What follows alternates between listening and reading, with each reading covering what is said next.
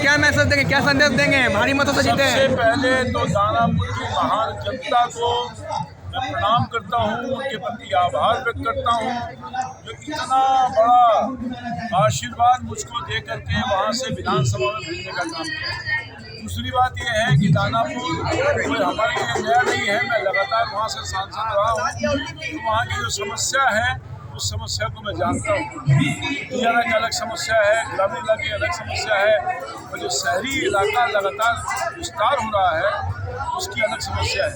मैं सभी लोगों को आश्वस्त करता हूँ कि जिस विश्वास के साथ आपने मुझको चुना है अपना प्रतिनिधि, उस विश्वास के अनुरूप काम करूँगा और आपकी जो समस्या है उसको दूर करने का प्रयास करूँगा। चुनाव के बाद कई आरोप लगा रहे थे, लेकिन जनता ने आपको मत देकर दिखा दिया कि सारे आरोप निर्धारित हैं। कि आरोप तो लगाने वाले लगाते ही रहते हैं, मगर मैं तय कर सकता हूँ कि मेरे जीवन का लंबा काल बीता है।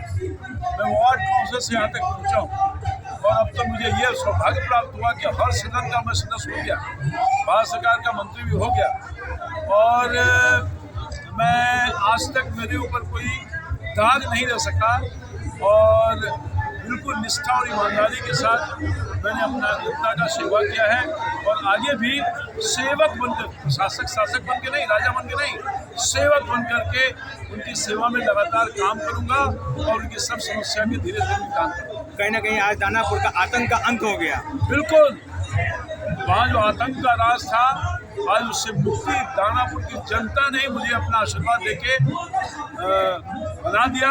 अब वहाँ आतंक का राज नहीं चलेगा, कानून का राज चलेगा और अपराधी भागेंगे कोसों, और वहाँ विकास होगा, अमन होगा, चैन होगा और सबको विश्वास में लेकर मैं आज जीत गए। सबसे पहले क्या करने जा रहे हैं दानापुर के लिए? दानापुर की समस्या तो जल जमाव की बहुत बड़ी समस्या है, दियारा की समस्या भी है, 3 पंचायत जो सारण है उसको वापस लाना है, ग्रामीण इलाके में सड़क का समस्या है, कई समस्या है। सब समस्या को मैं जानता हूँ, बताने की जरूरत नहीं है क्योंकि मैं जनता के बीच में ही रहता हूँ और जनता के लिए ही रह करके उसकी समस्या को जाना हूँ। मैं काम करूँगा और सबका कल्याण करूँगा। आप तो जीत गए हैं, लेकिन तेजस्वी पिछड़ गए हैं, क्या कहिएगा? तेजस्वी जस करनी, हेलो जस करनी, बोलो ना, आगे बताइए, बाइट लेना, बोलो ना। जो काम उन्होंने किया है कहेंगे ले जनता ने उसको उसका सबक दिया। अब अपने भी मुख्यमंत्री अभी को अभी जाने चुनाव के समय भी है ना, चेहरा है और वो अभी तक पता नहीं क्या होने वाला है, अभी तक चल रहा है। 10,000 से पीछे हो कोई मुख्यमंत्री का उम्मीदवार, अब समझ सकते हैं कि कितना जनता उनको भरोसा करती है।